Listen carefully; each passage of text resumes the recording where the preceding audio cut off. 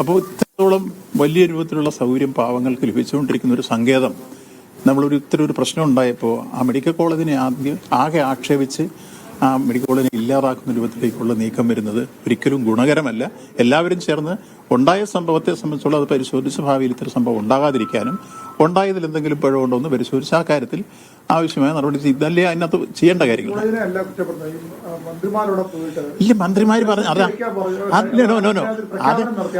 അത് തെറ്റാണ് ആ വാർത്ത. ഞാൻ ചോദിക്കുന്നത് അവിടെ ഉണ്ടായിരുന്ന മാധ്യമ പ്രവർത്തകർ നിങ്ങൾ ആരും ഓടില്ലല്ലോ, ഞാൻ പോയല്ല.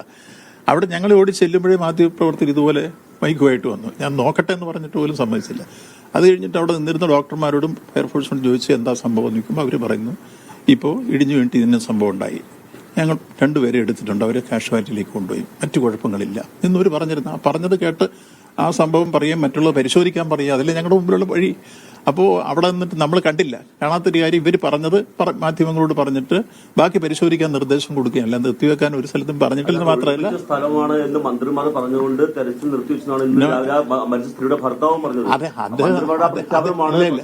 അത് അദ്ദേഹം ആ സ്ഥലത്തില്ലായിരുന്നല്ലോ. നിങ്ങൾ മനസ്സിലാക്കേണ്ട അദ്ദേഹം സ്ഥലത്തില്ല. സ്ഥലത്തുണ്ടായിരുന്ന ആളുകളോട് നിങ്ങൾ ചോദിച്ചു നോക്ക്. മന്ത്രിമാർ ഞങ്ങളാണ് പറഞ്ഞത് ഈ കാര്യത്തിൽ JCB കൊണ്ടുവന്ന് മാറ്റാൻ പറഞ്ഞത്. ഞാനാണ് നിങ്ങൾ ആർക്കെങ്കിലും ഇപ്പൊ തന്നെ ഇവിടെ നിന്ന് വിളിച്ച് ചോദിക്കാം, ഫയർഫോഴ്സ് ഓഫീസറെ വിളിക്കുക, ഞാൻ എന്താ പറയുന്നത്. അയാളെ വിളിച്ചു വരുത്തി ആരാണ് ജില്ലാ ഫയർഫോഴ്സ് ഓഫീസർ പറഞ്ഞു. അപ്പം അവരുടെ സ്റ്റാഫ് വിളിച്ചുകൊണ്ട് വന്ന് ഓടി. അയാൾ നിർത്തി. ഞാൻ പറഞ്ഞു പെട്ടെന്ന് നിങ്ങൾ JCB വെച്ച് മാന്തി ബാക്കി പരിശോധിക്കാൻ. ഇതാണ് നിർദ്ദേശം കൊടുത്തത്.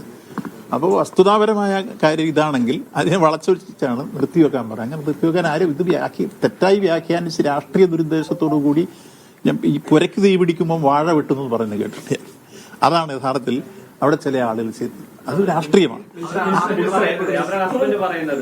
അവര് നിരന്തരം പലതവണ പറഞ്ഞു ഇങ്ങനെ ഉണ്ട് എന്ന് പറഞ്ഞു ആള് കിടക്കുന്നുണ്ട്. പക്ഷെ ആ സമയത്തൊന്നും തെരച്ചിലിന് വേണ്ടി ഇല്ല. സുഹൃത്തെ, നിങ്ങൾ അവിടെ ഇല്ലല്ലോ. അവിടെ ആ സമയത്ത് അദ്ദേഹം ഇല്ല. ഈ പറഞ്ഞ ഞാൻ പറയട്ടെ, അല്ല ഞാൻ പോയാളാ.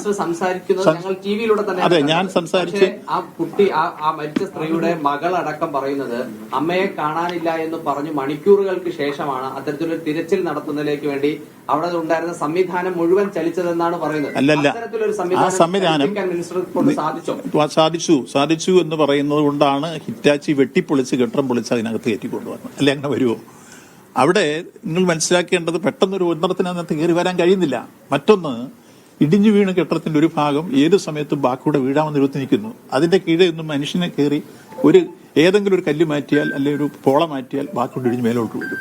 അപ്പൊ യന്ത്രം കൊണ്ട് മാത്രമേ അത് ചെയ്യാൻ കഴിയൂ എന്ന സാഹചര്യം നിലനിൽക്കുമ്പോൾ ഫയർഫോഴ്സും പോലീസും എല്ലാം അവിടെ ഉണ്ട്. നമ്മൾ ആരും പറയാതെ ഈ കാര്യം ചെയ്യുന്നവരാണ് ഈ 2 കൂട്ടരും. എത്രയോ വലിയ രൂപത്തിലുള്ള സുദീർഘമായ സേവനം ചെയ്യുന്നവരാണ് കേരളത്തിലെ ഫയർഫോഴ്സും പോലീസും. ഇത്തരം പ്രശ്നങ്ങളിൽ ആ ചെയ്യുന്ന കൂട്ടരവിടെ നിന്ന് അവർ ജാഗ്രതയോടുകൂടി ഇതിന് ചുറ്റുവലയം നിൽക്കുന്നുണ്ട്. ആ നിന്നിപ്പോൾ ഇതിൽ ഏതെങ്കിലും തൊട്ടാ ബാക്കി അവരുടെ നീത്തുണ്ട്. അപ്പൊ യന്ത്രം കൊണ്ട് മാത്രമേ ചെയ്യാൻ കഴിയൂ. അപ്പോഴാണ് ഞങ്ങൾ ചെന്നിട്ട് നിർത്തി ആരാ ഫയർഫോഴ്സ് ഓഫീസർ എന്ന് വിളിച്ച് ചോദിച്ചു. ഇനി ആളാണെന്ന് പറഞ്ഞു. വരാൻ പറഞ്ഞു. അയാളെ നിർത്തിക്കൊണ്ടുവന്ന് നിങ്ങൾ പെട്ടെന്ന് ഹിറ്റാച്ചി അല്ലെങ്കിൽ JCB കൊണ്ടുവന്ന് മാറ്റി അടിക്കൂടെ പരിശോധിക്കാൻ പറഞ്ഞു. ചെയ്യാം സാർ എന്ന് പറഞ്ഞിട്ട് അവർ അതിനുവേണ്ടി നിർദ്ദേശം കൊടുത്ത് നേരത്തെ പറഞ്ഞു വിട്ടിട്ടുണ്ട്, കാണുന്നില്ല, ഞങ്ങൾ പോകാമെന്ന് പറഞ്ഞിട്ട് അവർ ആ കാര്യത്തിൽ ഭംഗിയായിട്ട് ആക്ട് ചെയ്തു. അങ്ങനെയാണ് ഈ ഹിറ്റാച്ചി വന്നത്. അത് കയറ്റിക്കൊണ്ട് വരാനൊരു മാർഗം വേണ്ടേ?